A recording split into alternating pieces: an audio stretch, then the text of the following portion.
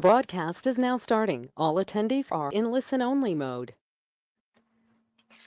Good morning, everyone, and welcome. Welcome to the California Nevada PGA Chat, and welcome to Memorial Day weekend 2020. And as we head into the weekend, let's be sure to remember and thank our veterans for their service and their selfless acts for defending and assuring our freedoms. And our thanks, and we salute you to all the veterans that might be on the chat this morning. Thank you so much for everything that you've done to get us to today.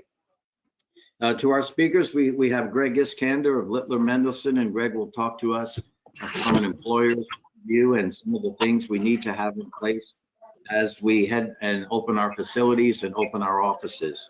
And also, of course, Kessler and Kevin Fitzgerald of the Southern California Golf Association, governmental affairs directors, and our colleague, of course, Tom and Nikki and Jeff in the Southern California PGA, and Bryce and Caitlin that keep us moving at all times. The activity has not slowed down by any means, and it's been a very dynamic week in the Bay Area. One of the areas in particular, as many counties have filed their attestation to move into early stage 2, and some even to late stage 2. And early stage 2 is categorized by curbside pickup, retail, and manufacturing opportunities.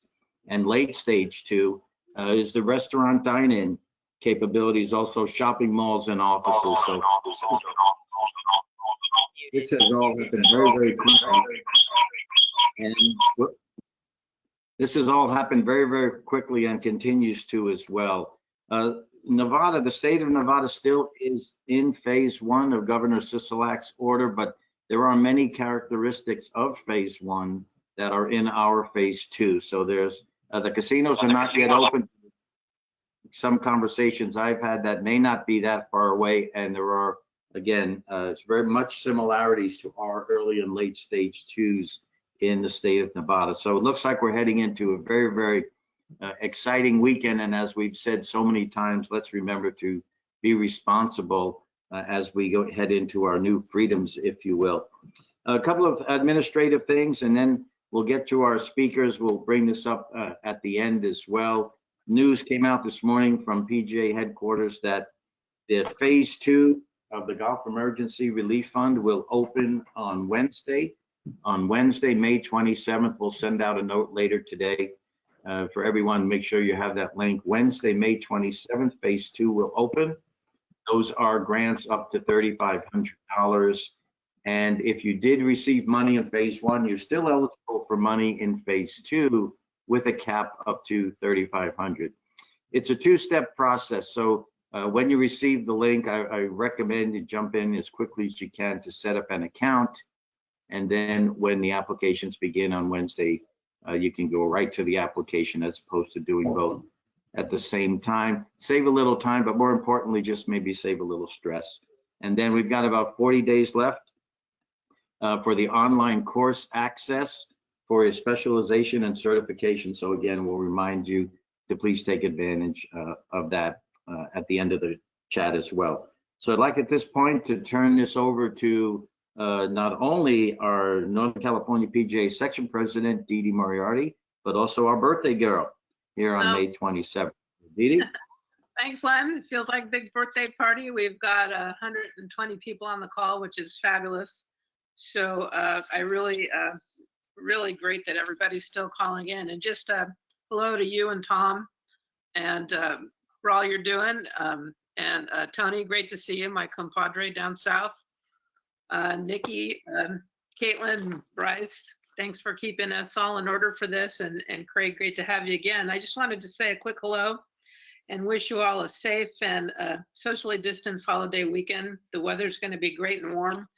So let's keep our golfers safe, also ourselves. And to echo Len, just to take a moment to remember that Memorial Day is a holiday to honor our military personnel who died while serving the armed forces. So keep them in our thoughts. And also, if you can thank a veteran today, that would be awesome. I'm sure it'd be really well appreciated. So everybody have a wonderful weekend. Enjoy your family and socially distanced friends. And we'll throw it back to Tom. Thanks, Dee Dee, and a happy birthday to you. hopefully you enjoy that. And we know you're always safe and healthy, so that's a good thing. And appreciate how you take that responsibility all the way around.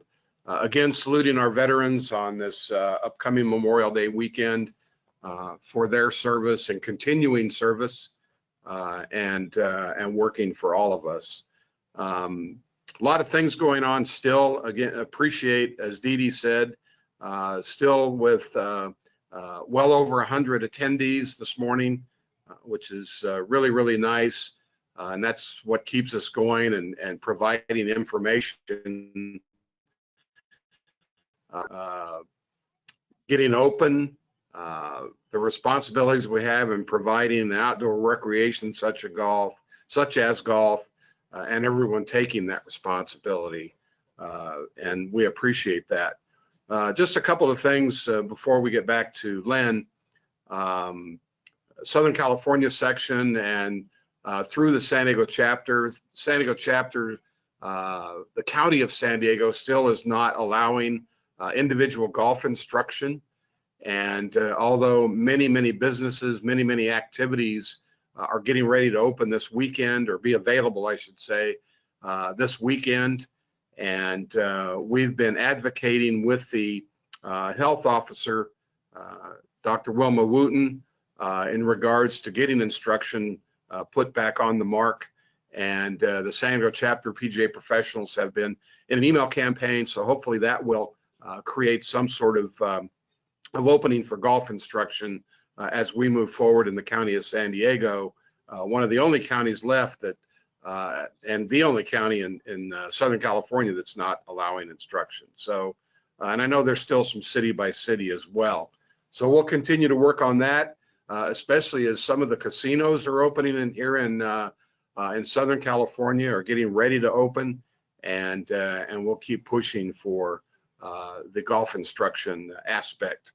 So thanks again for being here. Remind you to take a look at scpga.com, ncpjlinks.com, and of course pga.org in regards to the many updates, especially as it relates to COVID-19 and some of the resources, or many of the resources that are available to you out there to not only do your business better, but to practice safety and practice health as you provide for your golfers on your golf course and in your facilities. So thanks for being here.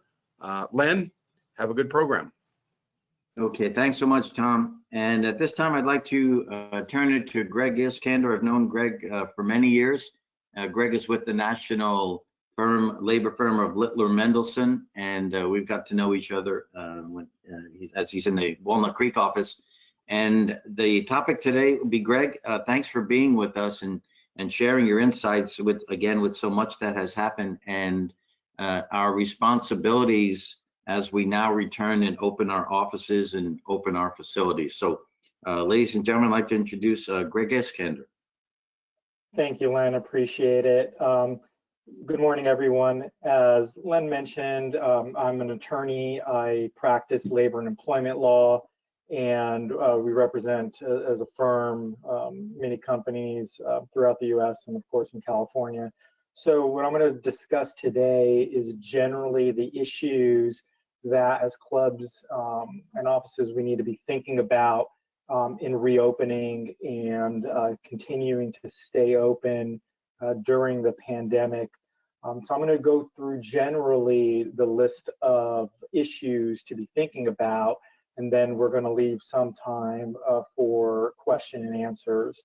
Of course, unlike some of the laws that were passed that deal with COVID specifically, such as the leave laws, the paid sick leave and emergency sick leave laws, with respect to reopening, it's really driven by the state and county guidance that's been mentioned in terms of what phase we're in and what can open. But as we reopen, there's a lot of intersection with the separate and apart from that with the state labor laws with respect to employees in particular, and Cal OSHA guidance and CDC guidance that are dealing with cleanings and temperature checks and face masks and that sort of thing. So as we reopen clubs, there are a few things to consider. One, first of all, is the cleaning of the work sites, whether it be club offices or otherwise. CDC has published guidance with respect to cleaning workplaces. So you definitely would want to check. There's this CDC website for the guidance that they're providing, and that will deal specifically with respect to providing gloves, providing masks, training, if you're going to have employees do cleaning. Some facilities you'll have third parties do cleaning, that's fine. There's also, of course, certified deep cleanings that can be done if there's any particular concern or risk of infection at a particular site. But in general, as we stay open and to the extent that you have employees clean, then the guidance does require training those employees on how to clean properly and providing, the gloves and masks for cleaning. With respect to some of the OSHA guidance that's out there, not required, but there is some guidance with respect to having air filters in workspaces or increasing airflow. So certainly, and at least going into this better weather, we'll want to keep doors open, windows open to allow increased airflows inside of clubhouses and offices. And if that's not possible, consider air filters. And separate apart from, of course, the number of people and social distancing we're going to have.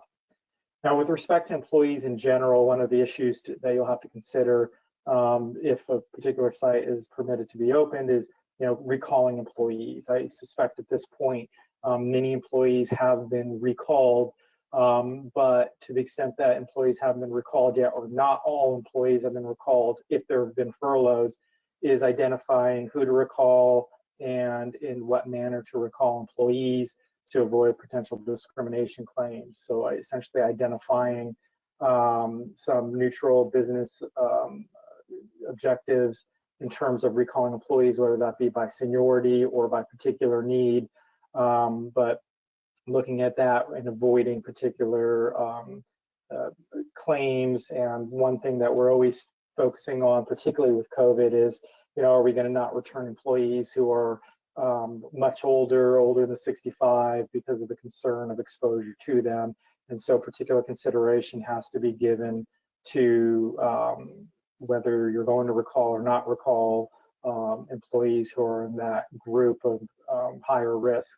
And then also the issue of what happens for any particular employees who have been on unemployment and don't want to return to work. We are seeing that particularly in California with the federal subsidy for unemployment. Frankly, some employees who make closer to minimum wage are actually making more on unemployment than if they came back to work. And so there's considerations of what happens if employees either refuse to work because they're making more on unemployment, or refuse to work because they're saying that they don't feel safe working. I think, for a lot of employees, they want to come back to work if they're bored at home. But if you are facing that, that's some considerations that we can talk about.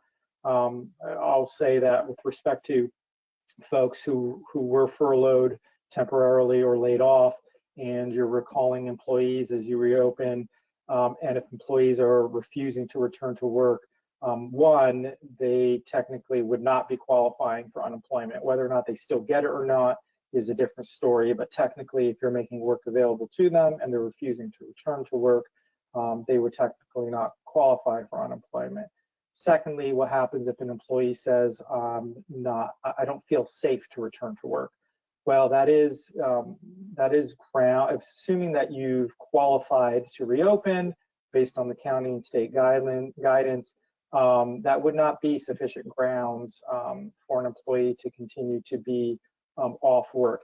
Now, they separately may qualify for one of the emergency paid sick leave, or if they've got a family member that they've got to take care of, or school issues, and they qualify under the new federal laws.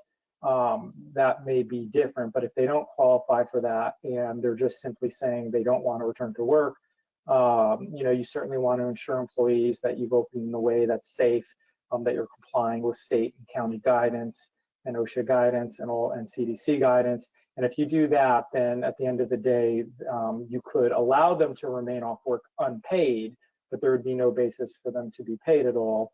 And certainly, that would be grounds for termination if they're refusing to return to work.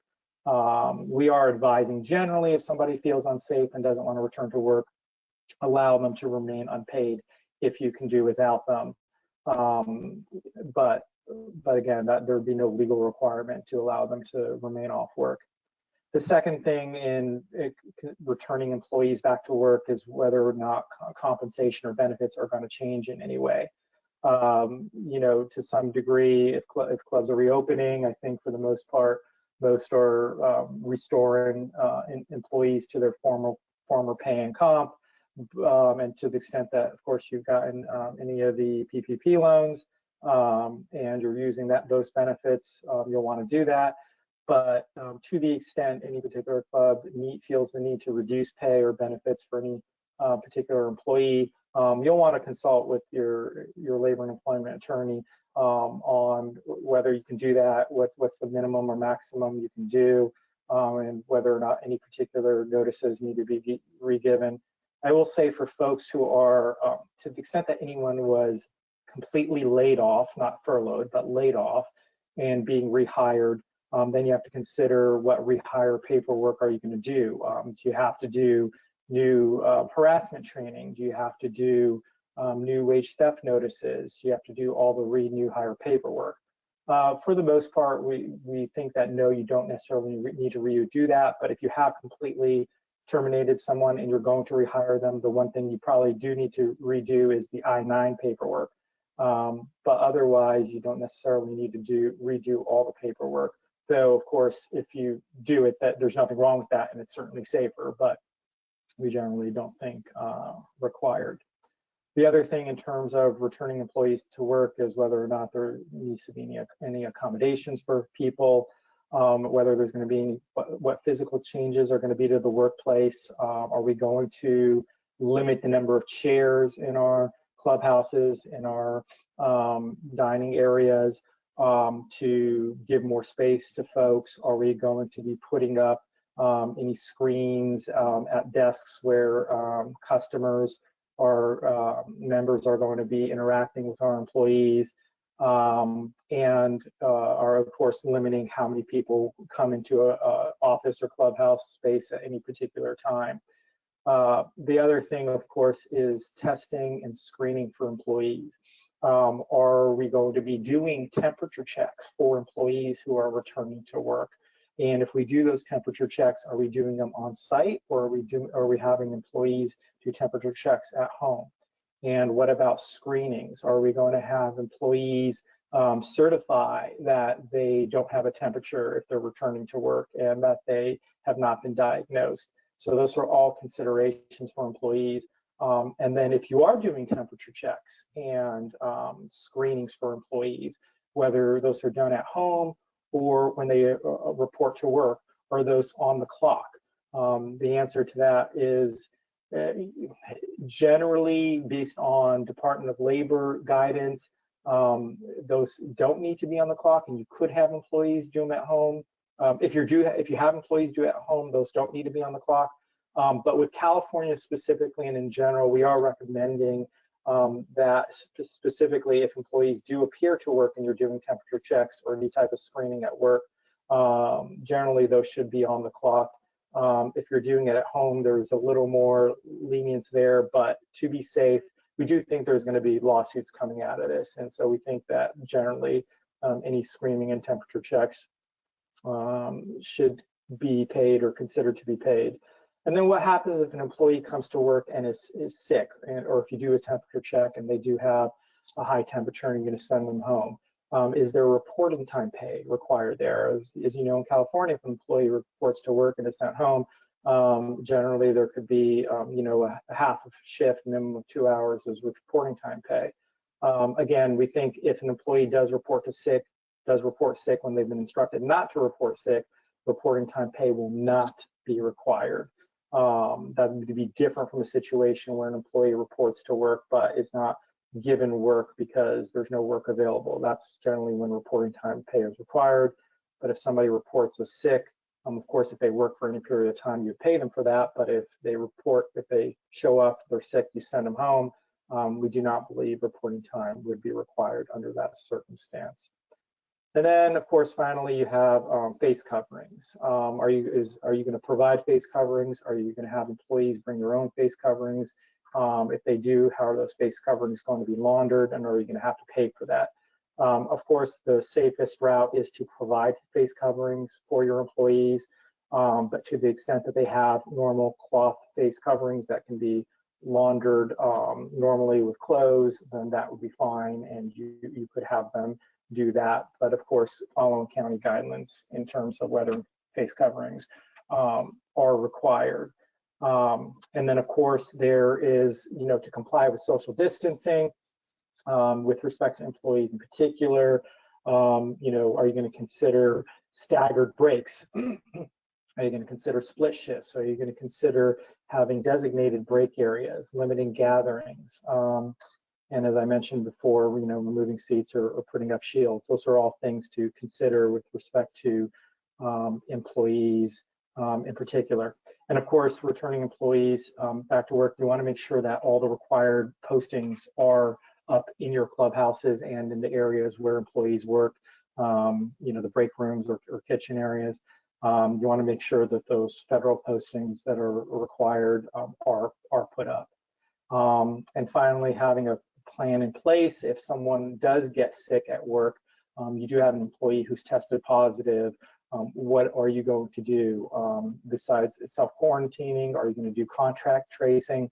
You certainly want to have a plan in place for what happens if an employee has tested positive as you've reopened. And the last thing I will mention before stopping for a moment is to the extent you have employees who are able to telework, say office employees, employees who are keeping the books, that sort of thing, and they don't need to physically be on the job site but can continue to telework. Are you going to continue to do that? Are you going to have them come in, and what kind of telework agreements do you have in place? And what are you paying for as an employer for an employee to work from home? I think as we're entering certainly the extended phase 2 and going into phase 3, those become less of an issue. But to the extent that you are in a county that's has limited openings, and you could still have employees work from home, then you'll certainly want to consider that. So with all that said, those are most of the considerations for reopening and having employees back to work and staying opening as we go through the different phases of reopening through the states. So with that, I will turn it back to Len, and I'm happy to answer any questions as best I can. Okay, Greg, thank you. Thank you. That was quite a bit of information. So, Nikki, it looks like there were some questions, as some are responded to. Do you have any others? Yeah, I think Greg covered quite a few that were asked. One in particular, I know you've mentioned face coverings and masks. Any advice or guidance on wearing gloves?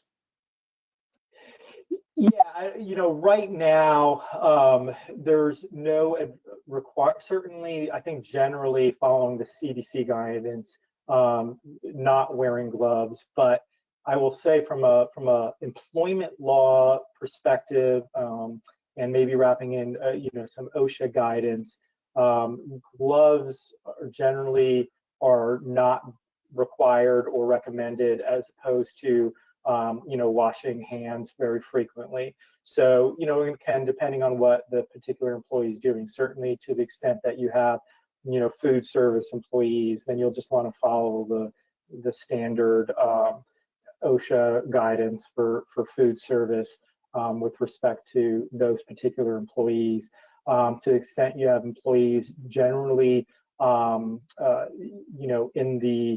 in the clubhouse with respect to checking in customers, members and dealing with the carts and that sort of thing. The guidance generally is not to wear gloves, but to take breaks frequently to be able to wash hands. And of course, limiting contact, to the extent that you could have, if you have members paying for something and they can just stick a credit card in and not having cash, that's recommended. And with respect to just employees in general, working with each other and around each other, having frequent breaks to wash their hands is recommended versus gloves. Great, thank you. I think we covered everything else, Lynn. Thank you. Thanks, Greg. Okay, Nikki, thank you. So Greg, the message is certainly to proceed cautiously. There's much work to be done even before getting the office open, as you mentioned, getting inside, getting the cleanings done.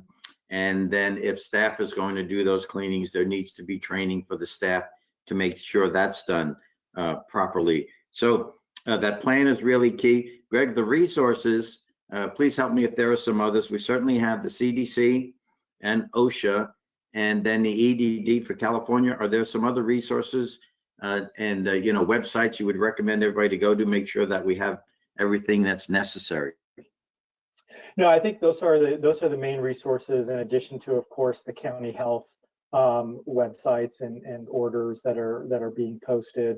But the ones you mentioned would be the primary ones to keep track of. Okay, great, thanks. And I was on a webinar yesterday, and one of the points made was that there needs to be public notice as well at the entrance to the building and or facility that we are following social distancing guidelines and such. So I'll point that out. Greg, I'm going to jump to legislation for a moment, and with the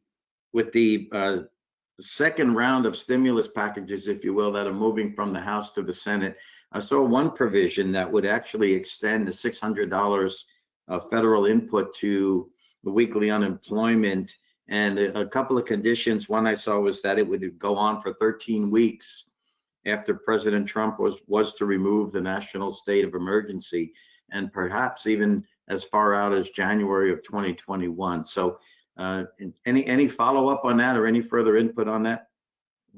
No, we are tracking that. I mean, as a firm, I know we have folks in DC who are closely tracking that and actually working with the legislatures, including the Department of Labor and all that, and with respect to local EDD and the federal side of it, but no particular update with respect to whether that's going to happen. I mean, I think as most folks have heard, there's whether those new packages are going to pass is kind of up in the air, but we do think that there is going to be continued benefits on the unemployment side and possibly on the loan side, but we're just not certain the extent and for how long that's going to happen. So one of the things we can do is, Len, as we get more information with respect to that, and to the extent that we're publishing any updates and articles, I can pass that along to you to pass along to the membership also. Okay, thank you, Greg, and thank you for everything. We've, as Nikki mentioned, seems that we're current on the questions. Should we have some more? I hope you're able to stay with us for the remainder of the morning. If not, we will stay in touch after that. We really appreciate you helping and guiding us and giving us the food for thought and the things that we need as we navigate through some pretty complex waters here in the state of California. Okay, so at this point, I'd like to turn it over to Craig Kessler. And Craig has been our voice and our conscience through this for about 8 weeks now, and the Director of Governmental Affairs for the Southern California Golf Association. Craig, it's all yours. Thank you once again for being with us. Well, thanks for inviting me. I think on the answer, in answers to some of the questions, I think I cleared up something where I misinformed, or at least Assistant Governmental Affairs Director for the SCGA, Kevin Fitzgerald, and thank him for clearing it up. Yes, it would appear in San Diego County, the order still requires that temperatures be taken of not just staff, but also prospective golfers. In answer to a question I just typed in for Jerry Allen of Ventura County, yes, it's anomalous, and I'm trying to encourage the clubs in Ventura County to become a little bit more rambunctious about pursuing a change. That county is the only one of the 10 in Southern California that requires walking, except for the ADA exception. I wrote in the answer that I think that's an oversight, because Ventura County is moving much more aggressively than other Southern California counties right now, and coming up with protocols for opening up even indoor retail. So it strikes me that we just haven't been able to put the issue before Dr. Levin squarely. Do keep in mind that these public health departments and directors are besieged at the moment and are right now facing, we were part of phase 1, which was the recreational opening, and by and large, we were spectacularly successful in that. And they've moved to phase 2, which is much more complicated and absorbing their time. But there are a couple of little dangling anomalies out there that we continue to address. And I know that Tom Addis spoke at the beginning in some detail about San Diego and the private instruction problem. And again, that one may be a little less oversight than a public health director in that particular county that I think is feeling a little bit bruised by being constantly sort of pushed, prodded, and overruled by the Board of Supervisors. And golf was one of those things that fit into that category. And so there may just be a little bit of blowback on that kind of thing, but I hope not. We'll continue to pursue it, and I remain optimistic. Just to tag back in a moment, 2 days ago, Kevin Fitzgerald and I had a close to 1 hour conversation at the request of the San Diego County, I hope I get their name right, Tennis Association. And I mention this because they, along with some others, have requested audiences with us, with golf, to kind of get at why they've been so, they wanted to know what it was that we had been doing, or what it was that we knew to get golf literally first back on board, where apparently in many counties you still can't play tennis, you can't use pools, even though a chlorinated pool is literally a disinfectant bath, and various other things, which I think causes us to stop and wonder as we're trying to rush forward to restore all kinds of things that are part of a normative golf operation. And we've been counseling patients. On the other hand, we're kind of acutely, in a position to be aware that, again, we had a theory of this particular case about golf, which we sustained on day 1. We counseled patients to pull back in order not to upset the policymakers as they were in a panic about dead bodies literally piling up in the parking lots of hospitals. And we assured everyone that we would be the first back in line in Southern California if we did that. I don't know whether that was great prescience, wisdom, or perhaps just dumb luck, but that's in turn what has happened. So I can say the following. We're always a little bit aware that underneath the surface in private conversations, all kinds of things that amount to returning to some aspects of golf that we're still missing. Those things are under discussion, but often but there's a sense also with public policymakers, and even the sense of the operators of large municipal systems, which are under a microscope, that they're trying to go slowly. Because for those of you who, not everyone probably reads as many newspapers as I do every morning, but maybe some of you read some newspapers. And if you do, you're aware that both on regional, on state, and on national levels, there's a lot of criticism out there of people in beaches, in a lot of common places, parks, even on hiking trails, which surprises me, of the behavior of the participants, have not been following social distancing and common touch point control. I've yet to see one critical media story about golf. So hats off to all of you who operate facilities, and even greater hats off to all the golfers out there who have been paying attention to the fact that for at least a little bit longer, there's a very bright light on golf and trails and beaches and parks and all of these common places that amount to recreation. And increasingly, there's going to be attention when the attention goes to more traditional businesses and retail. My guess is there will be less attention on golf. But never forget, one picture in a San Diego Union Tribune or a Riverside Press Enterprise or a Los Angeles Times or even a Ventura County Star, in the past as prologue, the Ventura County Star would probably enjoy this picture. Just one picture of gross violations, just as we've seen with the beaches. And we may lose the capacity, not in the immediate, but I hope everyone is aware that the great fear is the inevitable second wave. Unless this virus follows a pattern that's different from all other viruses in human history, there will be a second wave. How bad it will be anybody's guess. What the scope will be is anybody's guess. Epidemiologists have various different models and they all come to different conclusions. And if they're coming to radically different conclusions, we in the golf industry are truly clueless, except that we want to make sure that our behavior and our patience level is such that we can survive in a second wave unless it becomes incredibly acute, and continue to play this recreational form of the game and very, very gradually reintroduce other types of, other aspects of the business. Because as we see in 3 of the counties in Southern California, as they're pursuing even indoor restaurants, there are very strict rules. Those rules will apply to golf course clubhouses, and we'll gradually move those things back as well.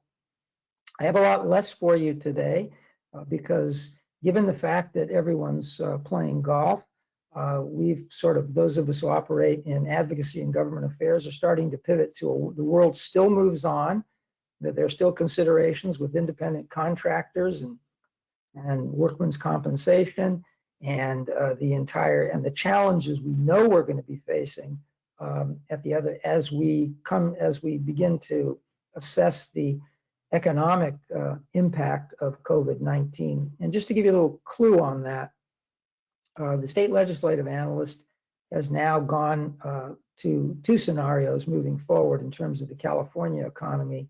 The optimistic view is a very lengthy U-shaped recovery when we hit bottom at about 20 to 24% unemployment and debt loads and a deficit which may be as high as $54 billion. They estimate between $18 and $31 billion per year at the state level, which will filter down to the local level, which will filter down to that roughly third of our system in the state, which is publicly owned. The very agencies that are being starved of the revenues and are going to make the cuts own a lot of the golf courses and own most if not all of the facilities where we do all the Grow the Game programs, all the First Tee programs, all the Youth on Course programs, the SCGA Junior programs, the PGA Junior League programs. The sites for these are disproportionately in that sector. So one of the things that Kevin and I pointed out to the tennis folks in San Diego County was that you're doing all the right things. And their conclusion was golf started doing all the right things on day one. They waited 8 or 9 weeks to start making their cases. We didn't wait.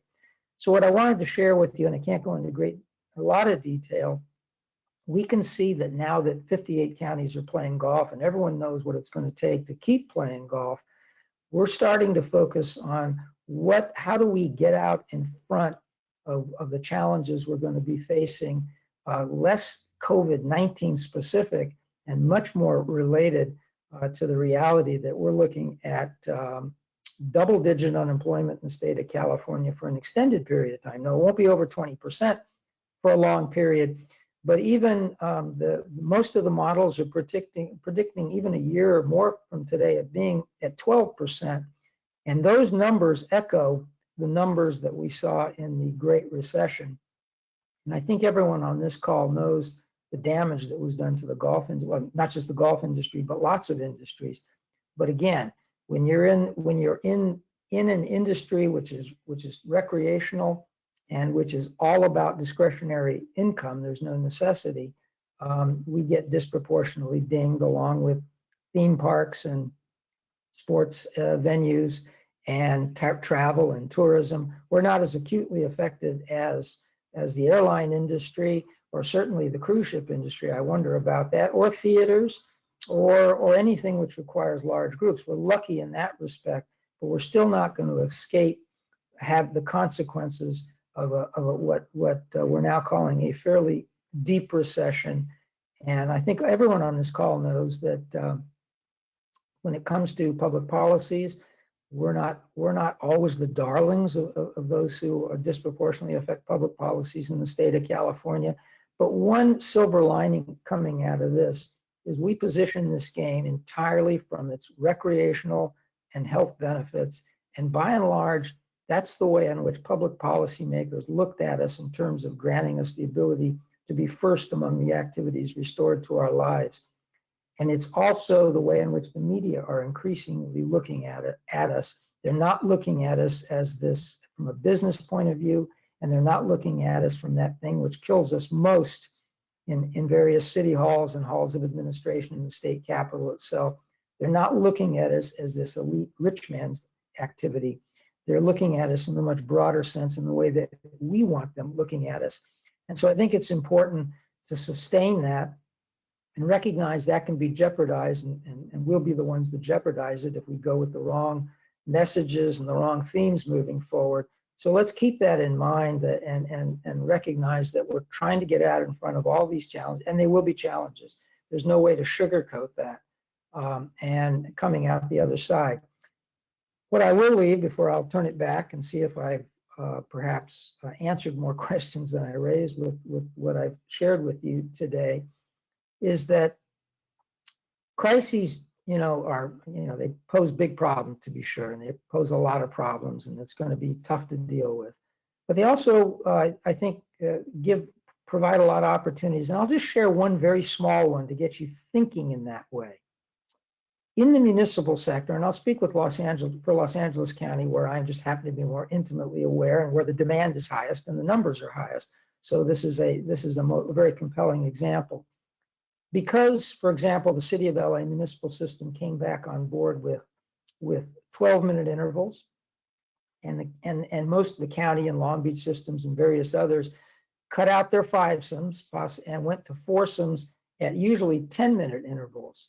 I need to tell you that the numbers, the actual play numbers in May are higher, much higher in every one of those systems, based upon an experiment that everyone was too afraid to run because they drew the assumption, well, we would hemorrhage money.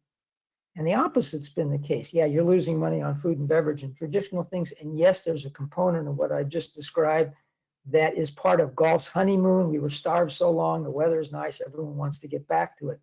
But somewhere in there, we may have run an experiment that will solve once and for all that which we all understood, that there are probably some more sensible policies which then relate to a better experience, and when a better experience retains people in the games and entices them to become part of the game.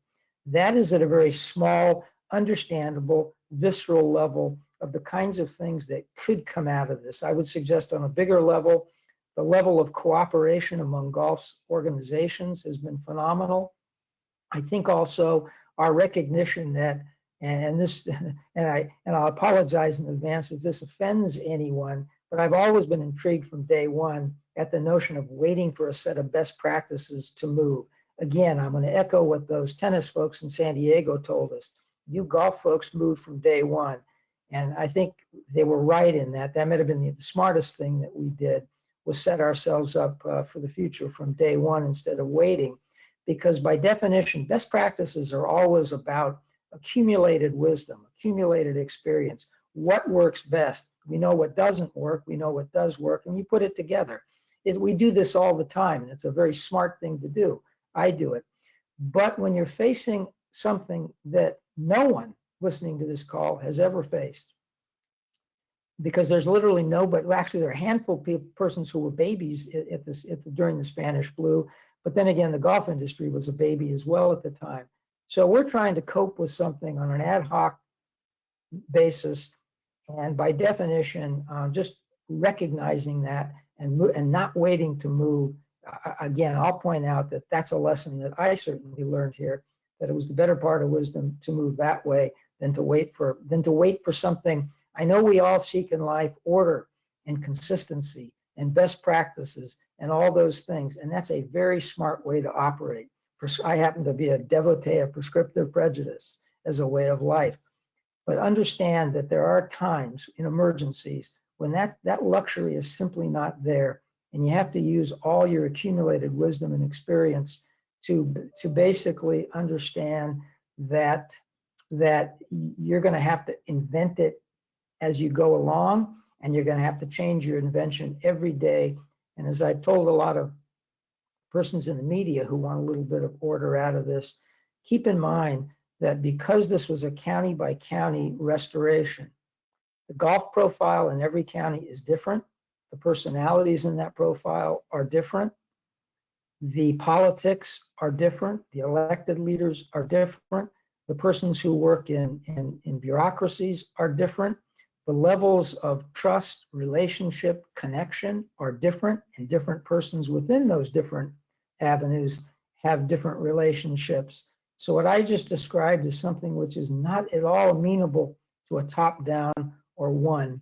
And so that is, maybe I've given you two examples of things that I think we can move forward with, where we discovered something by running a horrible experiment. No one in their right mind would ever do this again.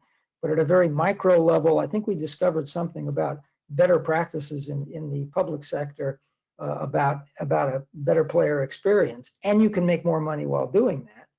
And I think for all of us, and particularly in the leadership in golf, we discovered some things about how to operate in an emergency. And maybe the best thing we discovered in talking with other recreational groups that want to know what is it that golf knew. I would say golf was a little better organized, but I don't think that was the key. I think it's from day one, we were prepared to start moving, and we knew we were moving in darkness, and that didn't dissuade us from continuing to move forth. Now, the good news was, I think we moved forth pretty intelligently and with great wisdom. We didn't blunder into the dark room, and that may be, and so as much as many of us, and I'm guilty of this as anyone, who's always looking at what golf needs to do better and better and better. And that's probably a good way to go through life. At the same time, maybe stop and recognize that we did some things awfully, awfully well. And since this particular audience is a PGA audience, not entirely, but almost entirely, I think you learned a little something about your own, the two sections in this state, and about the PGA of America, because this is just as an outsider. I'm a rank amateur. I'm not a golf professional, although I feel like I've worked closely with these two sections in recent years because so many issues have affected golf professionals and GMs. But at the same time, just as an outsider looking at the organization, I think there's much to be proud of, not only of these two sections in the state, but of the PGA of America, which pivoted and I think used that same philosophy that I just described. We don't know what we're doing, but we know the biggest mistake we can do is wait until we understand it to act, because by then all of our options will have been foreclosed. And so hat is off to the two sections in the PGA of America. I think my own SCGA did a pretty good job here as well. But this might be a good moment as we're playing golf again to congratulate ourselves a little bit, but don't let that congratulations dissuade us from being constant critics of how we can do better and better and better. But sometimes, and again, I might be the most guilty person on this entire conversation, we can let all of those shortcomings and criticisms lead us to believe that maybe we're not doing as well as we really are doing, and that there are two standards here. One, the one of perfection, that we just want to keep getting better, and that's the critical stance. But at the same time, what you compare yourself is to similarly situated organizations, and that's mostly other recreational groups. And I'll finish on this note, we did better than the rest of them, and I think we should take pride in that. And with that,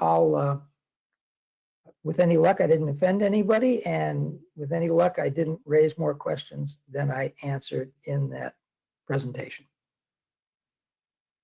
So Craig, thank you. And you've been a great part of that. And when we've talked individually, when we've talked as a group through CAG or such, sometimes we would get a little sideways and you'd bring us right back in. So, you're as big a part of this success as everybody staying together. And I'd like to, Craig and Greg as well, shift gears a little bit and back to the legislature now that, Assembly Bill 1850 is out there as an amendment to AB 5, and we see the words youth coaches in terms of coverage or exemption, if you will. So, Craig, we talked about that this morning on our CAT call, a little bit more insight in how that may ultimately roll out to the independent contractor situation for golf PGA professionals.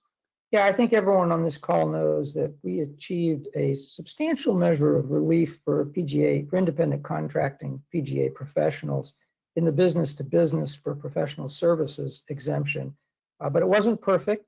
There's some ambiguity in there that our number one legislative goal in 2020 was to eliminate that ambiguity, and we were very optimistic. And then the world collapsed, and literally the legislature is now on a different session, and they're dealing with. A few weeks ago they were dealing with $20 billion rainy day fund, and now they're looking at a 18 to $31 billion deficits through 2024. They have to revise this year's budget and then come up with next year's budget, which is going to make nobody happy. There was some major movement on AB 5, which is now AB 1850. All of that movement was pretty much arranged with some rather substantial interest in the state of California on behalf of musicians, artists of various kind. Freelance writers were thrown in, which is probably a reflection of the fact that every major newspaper in the state editorialized at least once a week on the subject, an advantage that the rest of us don't have. And so we're going to continue to seek that sort of we're going to continue to seek, the rectification of that ambiguity in AB 5. I can't promise success because the bandwidth for the legislature, and as you know, Tom and Len, because you were on the call this morning, our own lobbyist in Sacramento has limited access. Just the ability to go from office to office and to run into staffers at committee meetings, that's off the table probably for the rest of this session. So our hands are tied in that regard.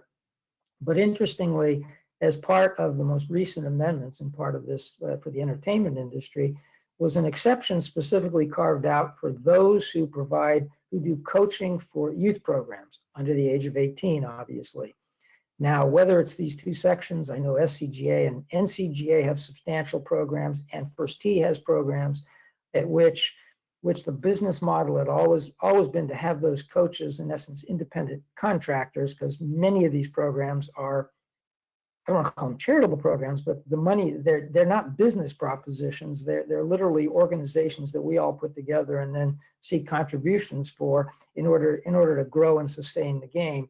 And I know that having to make them all employees with all that entails is very, very difficult, and difficult for the coaches because they often move from program to program to program and sometimes work in a seasonal basis. And we have massive junior programs, thinking of Josh Alpert's program in El Segundo, which is, won awards from the section, won awards nationally, and it makes use of some of these features. So that's a good sign. In that regard, I think that's why you asked about it. But it's also something which has opened up the whole notion that we've kind of held in abeyance because we're very, very sensitive that we don't want to ever do anything in the state of California that might cause a red flag to go up with organized labor. But whether it's the Evans Scholarship Program out of Chicago or some of these things around the country, some of our laws have made it impossible to do things which are really of great social utility. And we know we need to seek some changes in the labor code in order to make that possible. And I think, ironically, this crisis and this particular change through Lorena Gonzalez's 1850 opens up that door to do some positive things. And I'm going to assume you asked it specifically, Len, but also to get the sense that we are moving beyond. I know all of us were laser focused when there was no golf in the state of California, getting everyone just back aboard playing the recreational game in 58 counties. Having done that, yes, we want to maintain it, and there are some issues about openings that'll go forward, but we're moving. The world isn't going to stop as a result of that. So we're continuing to move forward. And again, there are silver linings, positive things that are coming out of this, more negative than positive. But if we fail to, if we just look at the negative, we're going to miss some opportunities here. And I think, thank you for throwing that hanging curveball, Len. Yeah, thank you, Craig. And as you mentioned, this is what we were all about last fall, heading into the winter, and then the pandemic certainly changed our attention span, but we're back to it now. So I think it's important that everyone knows about the progress that has been made, and certainly a positive step along the way. So thanks for that. Nikki, I believe you've got a question regarding that or something along those lines as well. Yeah, it's along the lines of instruction, Craig, and I know you may not have the answer to this, but I think it's something that's on the mind of a lot of our professionals. With, a lot of counties are allowing one-on-one instruction. Obviously, we have a challenge in San Diego we're trying to overcome. But any indication on when restrictions will be lifted on group instruction, again, whether that be with youth or adults? I can tell you this, there's been more focus on, we don't call it group play, we call it organized virtual competition. And there's probably been more focus on, it's parallel, and that's why I'm discussing it, because it will probably pave the way we need another phrase than group. Group scares public health officers. We never want to use that, but I can't think of one right now, but we'll come up with it.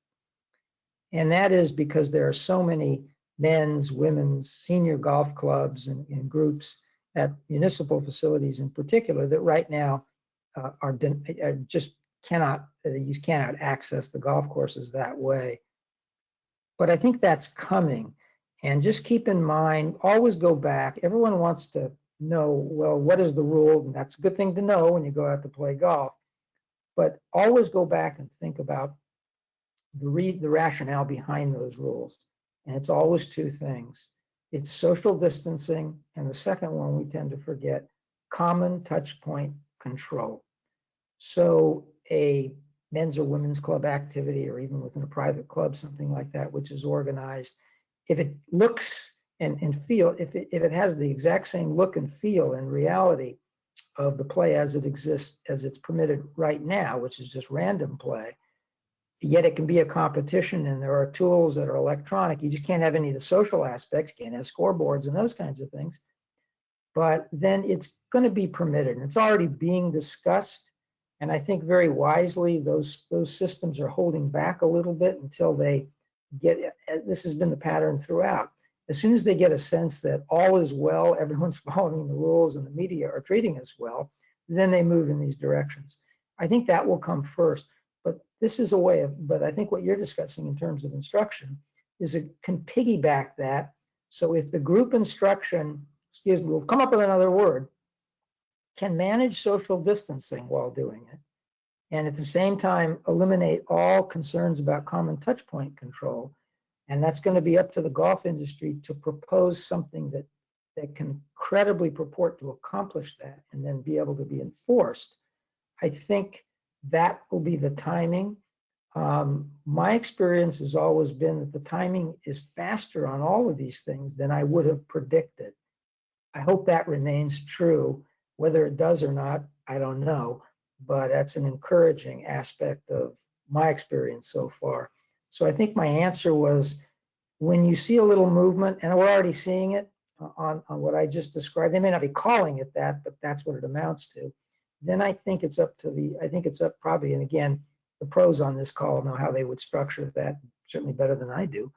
I think you have to do it proactively and then tag it in to how other things are being phased in, so that it almost becomes axiomatic that this ought to be permitted as well.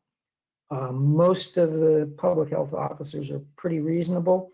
Our biggest problem is often getting their attention on something as detailed and granular as this. And that's probably been one of the costs of having gone first. I mean, I talked about how we should congratulate ourselves for being first out. Well, we got a lot of focus and scrutiny at that time because we were first. And some of the details, we understood some of the details in some of the counties were problematic, but we did not want to allow that to hold up getting back on the golf course. Well, as we come back now, and the same public health departments are dealing with, how do we open a mall? What does that mean? That is a very complicated beast with enormous repercussions. And so as they get a proposal from a golf industry on something as small as this, it's incredibly small to them. It's incredibly big to the people on this call. So that's going to be the challenge, is getting the attention more than I think sustaining the argument. But there is a timing to the argument, and I think I just suggested it. Follow shortly on the much larger class of persons affected, both business-wise and politically, which is sort of the clubs that traditionally play at these golf facilities. Hey, Craig, this is Tom. That's a simple question and get a long answer, but I apologize. Yeah, Craig, this is Tom. Can you hear me? Yes. Okay. Follow up on AB 1850 on the same subject with group instruction. Do you feel that the inclusion of youth sports coaching will help the group golf instruction aspect? Yes. Well, I don't think it'll help in terms of COVID-19 because COVID-19 is entirely about social distancing and common touch point control. But I do think in the longer run, those programs which do group instruction and often at very competitive rates for kids, it will definitely affect that because it will very specifically, no ambiguity whatsoever, carve out an exemption, an exception for that class of teaching. Now, again, well, the problem is going to come in, and we discussed this on the call this morning, is, well, what if someone doesn't do that exclusively? I think we can figure that out in the future. I just simply think you're under two different sets of rules. That can become complicated, but again, this is a good sign. Mind you, it's passed unanimously through every committee. It has to go to the Senate. It has to be signed by a governor. I sense that when 1850 is done, it will be the surest signature of just about anything. Thank you. Okay, thank you, Craig. And early on, Governor Newsom, during his addressing the state, did say, "Keep doing what you're doing. The numbers are flattening. The numbers are positive. Keep doing what you're doing." And Craig, certainly that's your message again to us today. We can safely say no news is good news. I think one of the big tests first was the opening of LA County. And again, there has not been negative press about the golf business, and that has led us to this point. And now we just keep opening more and more as we now tackle individually teaching, as we now tackle retail and some of the actual buildings on the facilities becoming open. So it's great that we've been able to, as you mentioned, everybody being responsible and literally keeping our name out of the paper. So onward we go. At this time, thank you, Greg. Thank you, Craig. I'd like to turn it over to our colleague and friend, Executive Director for the Southern California PGA, Mr. Tom Addis. Tom? Yeah, thanks, Len. One more comment as it relates to our responsibility. And I think one of the main reasons that we've been able to return to golf as an outdoor activity so far is due a lot to the passion that we have for our game and our interest and our ongoing interest, especially from the PGA professional side, in ongoing best practices. And so we're focused on best practices. We have the passion. We want this activity to succeed. And the other part of it is having the opportunity to work with the customer that we work with, who we work with, that we see almost on a daily basis and regularly. So the confidence we have in each other to act responsibly in and around the golf course really counts a lot. And I think that's made it easier to do our business and provide this activity within these guidelines because we know each other. And that's huge. And just I personally commend our golf facilities, our golf courses, the staff, the PGA professionals, the superintendents, our collaboration with the SCGA and the SCGA member to pull all this together, because it wouldn't happen without that collaboration and everybody taking that responsibility. So thanks to everybody for that. And with that, I'd like to introduce our president from Southern California, Mr. Tony Letendre.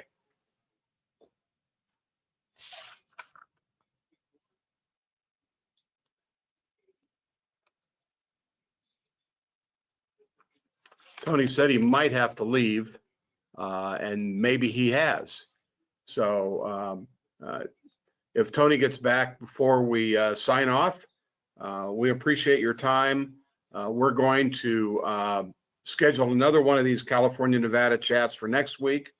And we'll urge you again to contact us. You see the screen the contact us screen at the bottom of the page there. We've added Ken Farrell and Carol Pence, our career consultants, to contact. They're wide open. Of course, our presidents, both Northern California, Southern California, and again, happy birthday, Dee Dee. And Len, thanks again. And back to you. Okay, thank you so much, Tom. Again, Greg, thanks for your time this morning. Craig and Tom, Nikki, Bryce, and Caitlin for keeping us going. So keep in mind, everyone, again, the things we mentioned at the beginning, that the Gulf Emergency Relief Fund Phase 2 will open up Wednesday, the 27th. We'll be sending out the information on that and the links necessary. Again, 2 phases, one, set up an account, and then the ultimate application. There's still about 40 days to go with the online access in support of pursuing the specialized professional program. Please take advantage of that. And version 3.0 of the Back to Golf playbook has been released, and that starts to address some tournaments and gatherings that we've talked about as well. So as you see on the screen, we've got pga.org, scpga.com, NCPGA links as resources, and then of course our individual contact information. So with that, and sorry that Tony couldn't make it back in time. I know he's at his facility and I'm sure is very, very busy. Please keep our veterans in mind, our veterans that have gotten us to this point, and thanks for their service and their sacrifices. And for those of you that are on the chat again today, thank you for your service. Thank you for your continued service and passion for all of us as we go forward. And with that, we'll look forward to our talk on next Friday. Everybody have a very safe and healthy Memorial Day weekend, and be responsible. And thank you for being with us today.